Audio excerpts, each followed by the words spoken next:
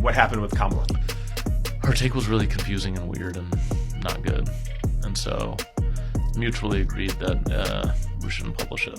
Kamala Harris gave an interview before the presidential election that was so confusing and weird that she and the host agreed not to air it, a social media personality recently revealed.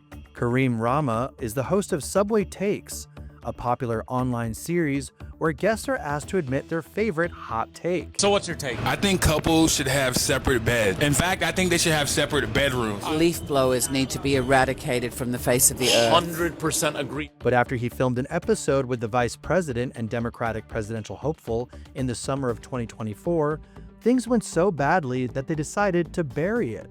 The presenter opened up to Forbes reporter Stephen Bertoni about why the clip would never see the light of day. Her take was that bad? It was really, really bad, and it was like didn't make any sense. While Harris's team had told producers in advance that her hot take would be taking a stand against removing one's shoes on airplanes, Rahma said when the interview started, Harris surprised him with a different hot take, one that he seemingly painfully cringed at while lamenting that it made no sense. I can tell you, it was bacon as a spice. Bacon as a spice. Bacon as a spice. Rahma admitted that the Veep's take was so bizarre that he didn't want to be blamed for her losing the election if the segment went live, so they killed it. The interview came as Harris was facing pressure to show her human side and reach new audiences through appearances with non-traditional media. While soon-to-be President Trump would go on to sit down with Joe Rogan for an hours-long discussion in October, Harris infamously refused to meet with the podcast king, perhaps in fear of unleashing more of the awkward word salads she'd become known for throughout the campaign. You know, every election cycle we talk about this is the most election of our lifetime. Lawrence, this one is. This one is.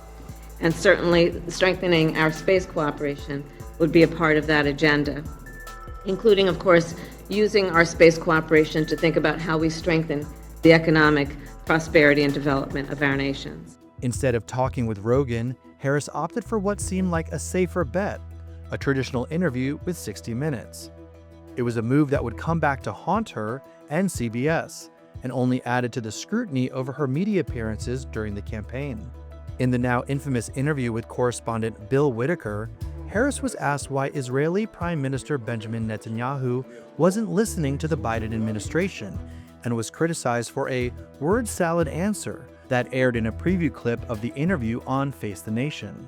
On this subject, the aid that we have given Israel allowed Israel to defend itself against 200 ballistic missiles that were just meant to attack the Israelis and the people of Israel.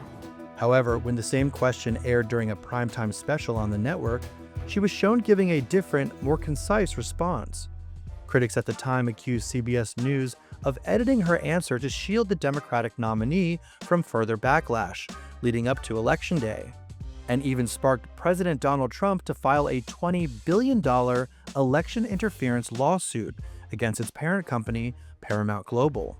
Earlier this year, the FCC released the full transcript of the interview, revealing that Harris's full, meandering 179-word answer was cut down to just 20 words. The suit was eventually settled in June for what Paramount said was $16 million.